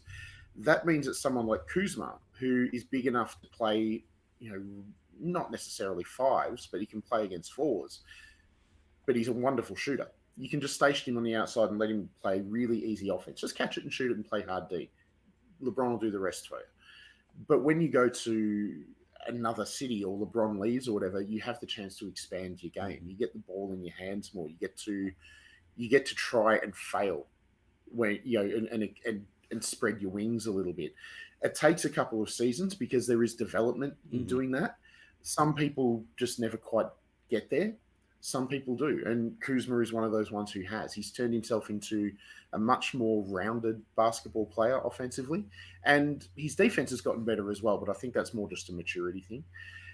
But it does happen a lot, and it's not necessarily just with LeBron, but you see it a lot where once people get the ball, you're kind of amazed that they can actually do stuff. Yeah, They're that's not just sit in a corner spot up shooters. They're genuine basketballers. yeah, that's just me stirring the pot a little bit Yeah, there. I'll yeah. admit, just get it, get the little anger juices flowing for some people. Okay, so we'll close out the podcast. We'll talk a little bit about, like I said, the opposite side of this. Some teams Mm. that high expectations, but have just fallen flat, or maybe aren't doing as good, even if their expectations weren't that high. Like our expectations weren't high, but oh my god, like what is going on? Type of levels here. I've got a team in mind, and maybe you've got the same team as well. But go ahead and give me some of your disappointments so far. Yeah, that that really jump out to me. And we talk Lakers and Nets, but we've already hit on them. The two that jump out to me are the Warriors and the Bulls. The Warriors, it's almost by design they're a little bit disappointing. They're that we're seeing the importance that Otto Porter and Gary Payton and even Mm. Nemanja Bjelica played on this team. They just gave them. Yeah, we talked before when we are talking about Utah about just having competency on the court at all times. You take out those competent NBA veterans and you put in Moody, you put in Kuminga, you put in Wiseman, even to a degree, you put in an out of form Jordan Poole, Yeah. and suddenly that competency level drops from here to here. The core unit for Golden State, that starting five, is arguably the best 5-man unit in basketball. But you take out any two elements of those and replace them with two elements off the bench, and it all goes to pot. And that's because suddenly there's spots to pick on. Poole has been out of form. He's starting to look better. Thompson has been not quite himself, although he's starting to recover a little bit as well, which will help. Wiseman's gone down to the G League. That tells you what you need to know there. DiVincenzo will help as he gets more integrated into the team. I'm a big fan of DiVincenzo, but yeah, Golden State have been disappointing, but it's almost it's almost a built-in disappointment that it's kind of like you expected some level of disappointment. I don't think they expected to be this bad off the bench though. I think they were expecting more out of the youngsters. Mm-hmm. Yeah, it's Looking at Chicago, Chicago. go on. Yep. Sorry, go on. No. You kind of Yeah. froze. You kind of froze a little bit, so I was just going to keep talking. But you're back now, so Okay. no. So just Stupid internet. yeah, we've had technical difficulties with Yeah. the show today, but Oh, they're hammering out enough yeah. now to where we're able to do the show. But anyway, go ahead and talk some Chicago. Yeah, the Bulls, man. In their desperation to keep Zach LaVine, I mean, he was that desperate to get out of Chicago that he signed an offer sheet with the bad Sacramento Kings. That shows a level of desperation to leave if I've ever seen it. But their desperation to keep him, they traded the farm to bring in a 30-year-old Vucevic, who fine player but has his flaws. They brought in DeRozan, they brought in Lonzo Ball, they brought in Caruso, and I got to admit, it did look for 3 months there. It did look pretty good until pretty much everyone fell over and got injured. But this season, we have seen a regression to the mean. Vooch isn't shooting quite as well. He's still a monster in the low post. They need to feed him the ball there more. Defensively, he is what he is. He's a good rebounder, but he's not going to protect the rim. Lonzo, who knows if and when Lonzo's going to play again. Caruso looked all defense last year. He's regressed. DeRozan is still putting up his points, but he was the best clutch player in the NBA, bar none, last season. And he's swung to the other end of that pendulum now. And that's the difference. That's one of the main differences. Chicago were eking out close wins last season. This season, they're losses. And they've gone from being a top 3 side in the in the East, to being what are they, the 11th side, 12th side, something like that in the Eastern Conference? 12. They're currently 12th right now. 12th, yeah. So, all the other side of it is you've signed Levine long term, and he's now the second option, and he's starting to against that. He's not one to hold it in, is Zach Levine, and he's starting to put the odd little pointed comment in the media about feeling frustrated within his role. So, you've traded away all of your draft picks. You got rid of Lauri Markkanen, who's now killing it in Utah. You've gotten rid of Wendell Carter, who, quite frankly, is looking better than Vucevic. Yeah, that's in great value. That, you also lose the opportunity to Franz Wagner as well. So I can't see the Bulls being anything more than maybe a 7th seed at best. And this is certainly not what the team was hoping for when they made all these trades a year or two ago.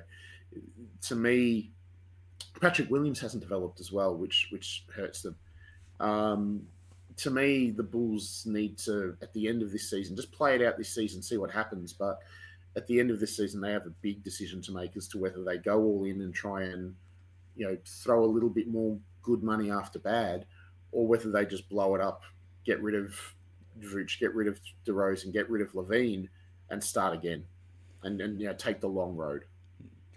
Man, you'd hate that as a Bulls fan. As you said, first 3 months last season, they were the 1 seed in the Eastern Conference, playing at an insane level. I mean, DeRozan was getting MVP considerations last season. That's how good that Bulls team was playing last year. Like, and it wasn't just like the odd pundit here or there. No, it was official NBA ladder. DeRozan is 1 or 2 in the vast majority of polls.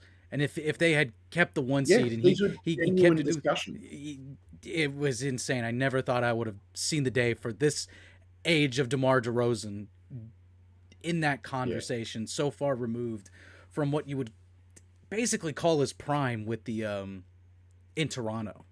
And then, of course, you had his stint with the Spurs as well. But I will add one more team to that disappointing list, and it's just because they made such a home run swing, and they've kind of whiffed on it right now, and that's the Minnesota Timberwolves. Yeah. They leveraged their entire future for Rudy Gobert, and he's just not fitting with them, and it's not playing well. Gobert you need a certain type of team around Gobert, and it's what Utah had built fairly well, where lots of shooters on the outside, Joe Ingles, Bogdanovich, great shooters, facilitating the ball well. You had an all-star, I'd even call him a superstar, in Donovan Mitchell. Still have his jersey in there, his Utah jersey. It's in my closet currently with the throwbacks. I'll keep it forever just because I love Utah's throwbacks. They're one of the best in the league. Better than their current uniforms, that's for sure. Much better than their current uniforms. They do not deserve to have a winning record because of their current uniforms. They should be cursed for an eternity in the lottery until they go back, even if it's just their green uniforms that they've had in recent years. If you ranked all 30 uniforms, Utah's would come in about 45th. Like, they're that bad. Like, they are the worst uniforms I've ever seen on an NBA floor. They're terrible. Yeah, but then they still have the throwbacks. They brought the throwbacks back again this year, and those mountain are nice. tops, the mountain range. Those are just late 90s uniform.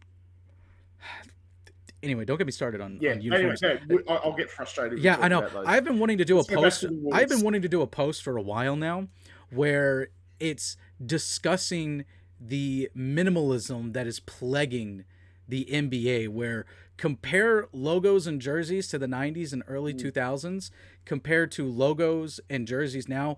They're all minimalistic and they're all terrible. I don't necessarily mind the minimalism. I just don't want it to look like are you playing for the Utah Jazz, or are you standing roadside holding a stop-go sign? Like, Utah's jerseys, you could recreate them in 2K. Just with basic, like, you're not uploading anything onto the website. Like, if anyone's ever rebuilt a team before and you get really extravagant with it and you, like, have stuff online that you could download, load it up to the site, then you download it on your console or whatever. No, just the basic jersey creation, you could create the Utah Jazz. And I legitimately think... It's like template 3. Yeah. You don't even have to go far into 2K to make that. it's like the perfect, people joke where like graphic design is my passion, and then they just show like a very basic like picture. That's Yeah, whoever it was at Nike that designed that. That is the real life NBA version of uh, art is like digital art, digital design is my yeah, passion, and then it's yeah, just Utah in basic font across the top and just a yeah. yellow highlight jersey. Just it's But anyway, we'll get back to they're just awful. we'll But get back to what we're talking about. We'll get yeah, back yeah. to Let's let's let's let's let's talk about something more uplifting, like the Timberwolves. yeah, let's go pick on the Timberwolves for a while here. Let's leave Utah out Yeah, of it. Which, if anything, Utah got a great haul for the trade oh, that far involved out. Yeah. Gobert. And of course, I'm sure you are excited as a fan that the Timberwolves are failing right now, because that's favorable picks Mm. for the foreseeable future if they Yes. if they continue, because not Yeah. only are picks unprotected, but in between there are the rights to pick swap. And you darn Not right that we're that going to need those pick swaps at the moment. We're picking in the 20s and they're picking in the lottery. So, exactly. So I just, man, I just think they've done a disservice to their star, which is, and I'm not talking about Karl Anthony Towns. I'm talking Anthony Edwards. This oh no, Edwards. Yeah. Anthony Edwards has so much potential. I got to go. I was blessed enough to go to all three of the home games, or was it three? Yeah, it was three. Three home games that the Grizzlies played against the Timberwolves in the playoffs this year. So when you brought up Malik Mm. Beasley earlier, I watched John Morant baptize him in person Yeah. in the arena, and Yeah. then hit a game winner at the end too. That was crazy, but they've just sacrificed so much length on this team, and they're Mm. clogging the paint. Like, you see now where he's just, on a couple occasions, he's just standing in the corner with his hands on his hip, like he's frustrated. And it's like, I don't know if, is the coaching staff, are they not running things through him, or is he just, does he know that he's not going to touch the ball? What's going on there? Is he frustrated? There's just so many Oh, like he's questions. clearly frustrated. It clearly frustrated because he can't penetrate the lane. Gobert No. is clogging And up the lane, and he can. And one of his strengths is he's a big guy. He's great off the dribble. mm, You have essentially like a $40 million like blocking point to one of the key parts of your franchise player's game. And so now he's having to settle for shots along the outside, and sometimes he can hit those at a high rate, but sometimes when that's not falling, he's got to rely yeah. on driving inside, and he can't do that right now.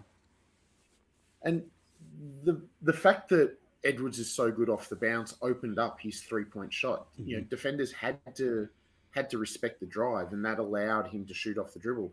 Now, knowing that there's not nearly the driving lanes, they are pushing up closer to him, and of course, that's affecting his shot. I got to admit, like, I rate Chris Finch as a coach, and I think he'll figure it out. And ultimately, I was confident that this would work offensively, at least, because Gobert was nominally replacing Jarrod Vanderbilt, and Jarrod Vanderbilt doesn't venture beyond arm's length of the hoop anyway. So Gobert actually has more range horizontally, is a better playmaker, and certainly has more range vertically. But I'm just not sure why it hasn't worked. Like, maybe it's just that people aren't in rhythm anymore because they're not touching the ball as much. I think it's interesting if you go back and look at the games where Gobert scores well.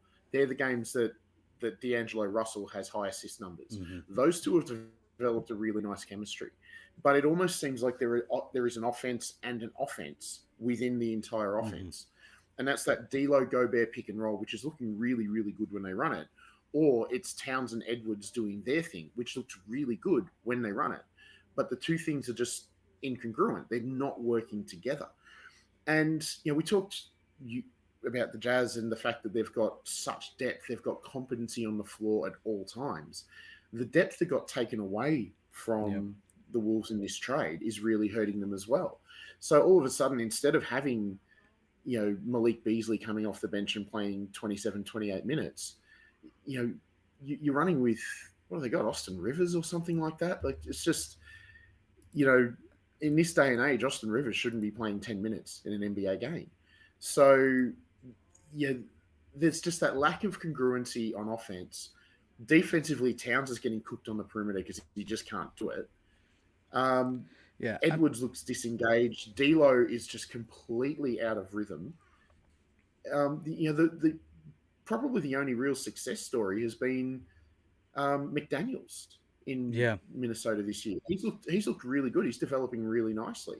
yeah, But the rest of the Wolves just have not. And look, we're 5 weeks into the season, so there is time for this side to get it together. And again, Chris Finch is an offensive genius. I think he'll figure out a way. But right now, the signs are not great.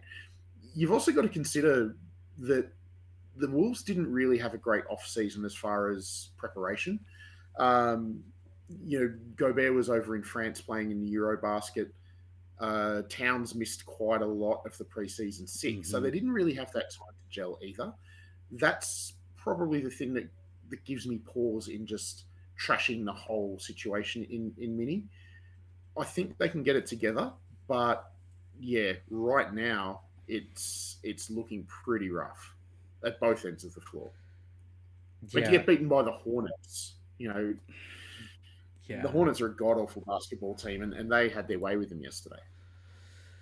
yeah. It's just and right now looking at the landscape, if we were in the final week, let's say we're in the final week of the NBA season, and this were the exact same standings, Hmm. they would be half a game ahead of Golden State for that final play-in spot. I trust Golden State a lot more Hmm. final week of the season Oh yeah, to get that yeah. spot than I do Minnesota. And granted, we're so early into the season. If you want to know how close of a race it is out west, the difference between the Phoenix Suns, who are the number one team out west, and the Golden State Warriors, who are currently the one team on the outside looking in, is 3 games. Hmm. It Yeah, could literally be a yeah. 1 week It's a swing. dogfight. It could be a 1 week swing, and Golden State could be from 11th in the West to a top 5 team. They just have to win a couple games in a row against some of the top, some of the top teams in the West, and that's it. If you want to, Right. Yeah, if you want to get even crazier, it's 4.5 games for OKC, who's the very next team. yeah. And that's the thing. If you take 2 games against the right team, you can completely jumble that order. Exactly. I feel like this is where we need to insert the Kevin Garnett "Have you ever been in a bar fight" meme. Like it's just that close, that tight in the West. I think the best teams in the league are in the East, to be frank. But the depth, the quality in the West Mm-hmm. going down to the 10th, 11th, 12th teams is absurd, absolutely absurd. And the play-in is designed to have 12 teams competing, Mm-hmm. not 9 or 10. So the play-in has done its job in that regard.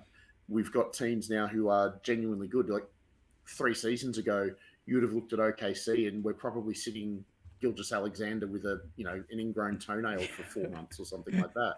So Sprained big toe. it's yeah, the play-in has done its job. We're getting competitive basketball with better players on the floor more consistently. So um, yeah, but going on the Wolves though, I think they can figure it out. But look, maybe it's going to be a next season thing. And given that Gobert is 30 and exceptionally reliant on his all-world athleticism,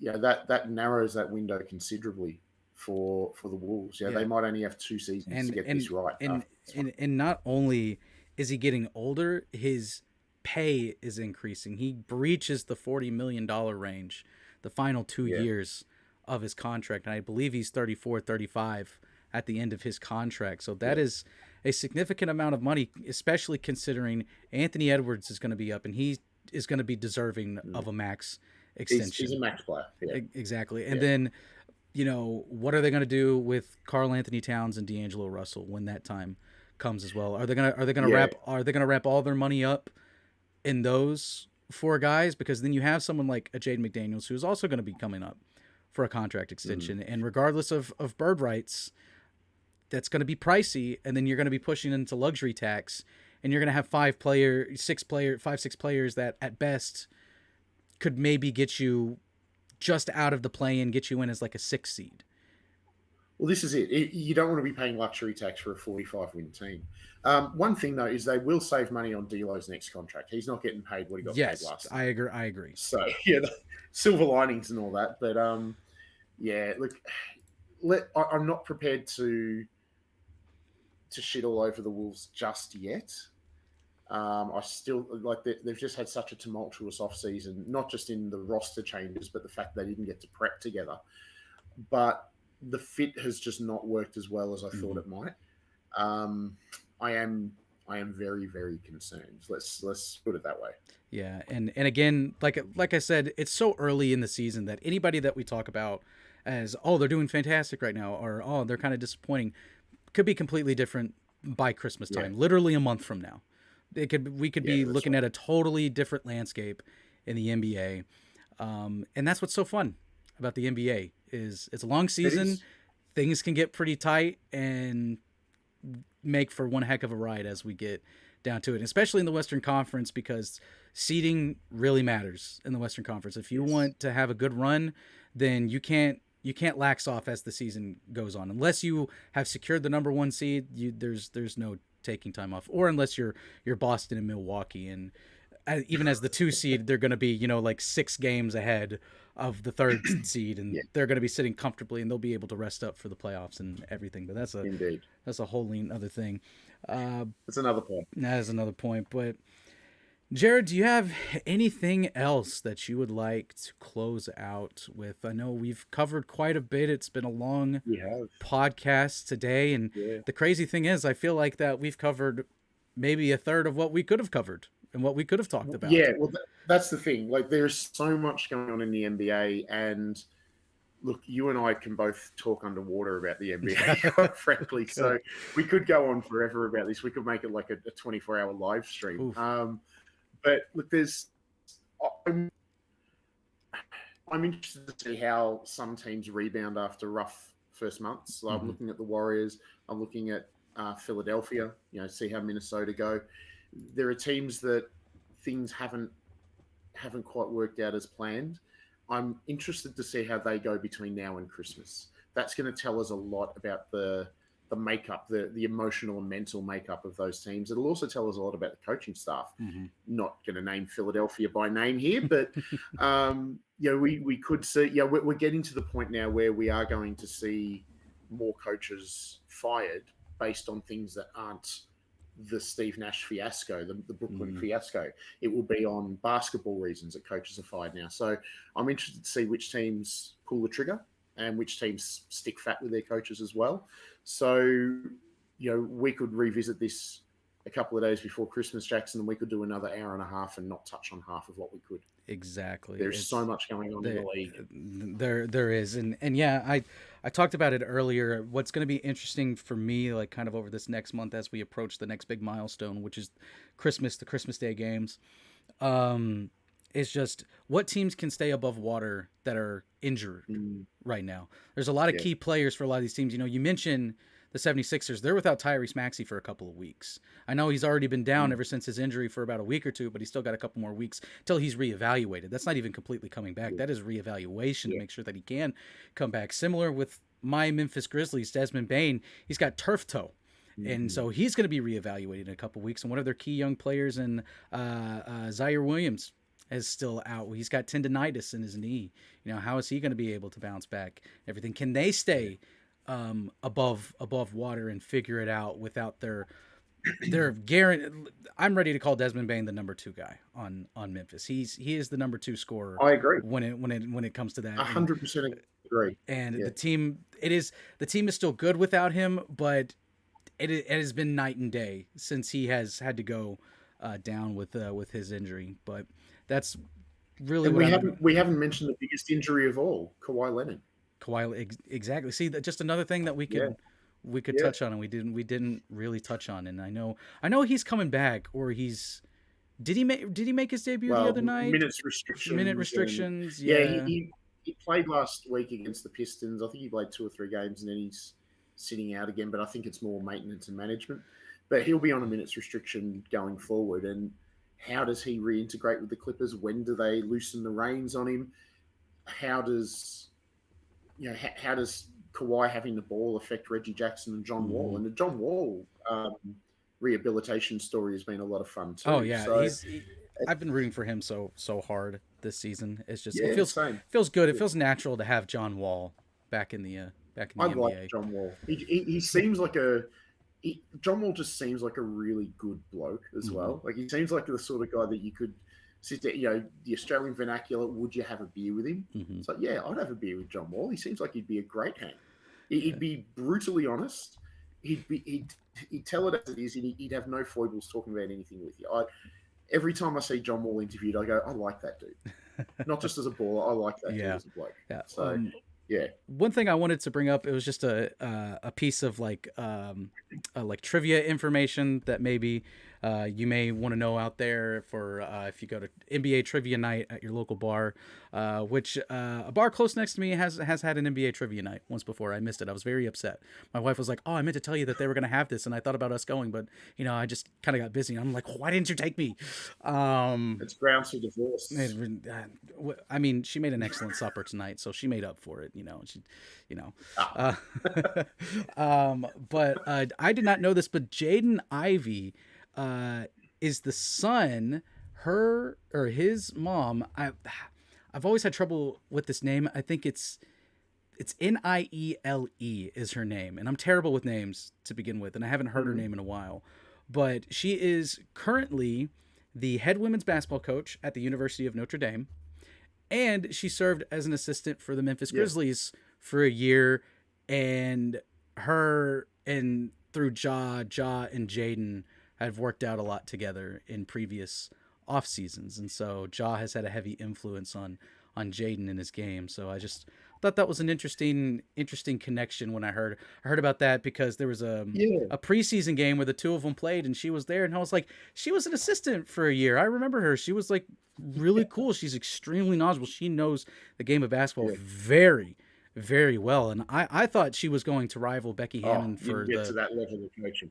yeah, Yeah, I honest to God thought, like, listening to her talk basketball, because I listened to podcasts where she was on it. I was like, she may rival Becky Hammon yeah, to be the first woman NBA coach. Like that, like she yeah. was that good at that knowledgeable at the NBA. But she went to school at Notre Dame, and so that's her alma mater. So she Mm, jumped on the opportunity, and Notre Dame, really good tradition with women's basketball as well. It feels like I feel like they've yeah, been competitive over my the 20 or so years that I've been able to understand sports and have watched Sports Center yes, and whatnot. yeah. But just a cool connection. I never realized that Jaden Ivey was her son. So she's coaching at a high level, Mm, has a son that's playing at a high level, and kind of a pseudo mm. son also with John Morant, who Yeah, she was an I got to assistant admit, during I his didn't rookie know that season. stuff until draft night. That it was Yeah, mentioned on draft night, and yeah, I didn't realize before then. I'm like, oh, that's quite cool. yeah. Okay, Just but I got to admit, I hadn't thought about it since. To be yeah. Well, frank, so I only thought about it. I only remembered it because we were talking about Jaden Ivey, and I was like, his yeah, mom is right, and I was like, yeah, okay. But so yeah, there you go, everyone. Some free trivia information. Jarrod, thank you so much for coming on today, man. it's a pleasure. I'm happy we were finally able to work it out. We've been trying for a few days Yeah, now to get together. Really, this entire week we've been trying to find time yeah. to get together. Between And schedules and tech, yeah, schedules, tech, the fact that we live on other sides of the world pretty yeah, much, that's just another wrench thrown into it. At least with everyone else, they're like, oh, it's only an hour difference here or there. No, it's a couple hours for yeah. myself and Jarrod and the rest of us here at Vendetta. But happy to make it work, because Jarrod, I appreciate you. I love your NBA knowledge. I love reading everything that you put out on the website. And do you have anything you want to mention that you're going to be working on for us to keep a lookout for here in the next week or so? Yeah, I'm going to be putting out a couple of pieces. One just about free agents and the impact free Mm-hmm. agents and some of the more under the radar impact free agents, or I shouldn't say free agents, I'll say acquisitions from the off season. But I'm also going to be doing a piece on the paradigm shift within the NBA to I don't like this term, but big ball, Mm-hmm. putting larger players on the court in all five positions. I was never a fan of the term small ball. I thought it was more skill ball. Mm-hmm. But we're seeing now that those skills are coming in bigger and bigger packages. So I'm going to write about the paradigm shift within the league around size. All right. Well, definitely looking forward to it, Jarrod. And of course, you can find Jarrod's work at vendettasportsmedia.com. I will post a link down in the description. I already mentioned that I would to his previous post about the rookies, but then I will also put Jarrod's author page down there so that way you've got quick access to everything that Jarrod has done for the website. Again, Jarrod does great work covering the NBA for us. There's not a lot of us at Vendetta that are covering the NBA. It's sometimes few and far between when we're able to get articles out, but it's worth it if it's a Jarrod article. Trust me, you won't want to miss it. So, Shucks, mate. Thank you. but again, I think that's gonna do it for us here today on the Court is in Session podcast. Again, if you guys enjoyed today's video and you were able to suffer through the almost 2 hours of us or so, give or take, hour 30, hour 40 of the two of us just discussing basketball back and forth. If you're maniacs like that, like we are, then go ahead and leave a like and subscribe to the channel if you want more of this chaotic talk. Down at the bottom there, I've got Jarrod's Twitter, so go follow Jarrod on Twitter at it's JP. Don't forget all the underscores in there as well. If you're watching us, you can just pause it and I'll put it in the description. It sounds like outside my co-host Union Pacific Railroad, there they are, is making their first appearance of the show tonight, so shout out to them. I believe that the letter that I wrote to my representative has gone unread, so that is unfortunate. But either way, I digress. Again, guys, thank you so much, Jarrod. Thank you so much for coming. This is Jackson Law from Vendetta Sports Media signing off, and I will see you guys next time.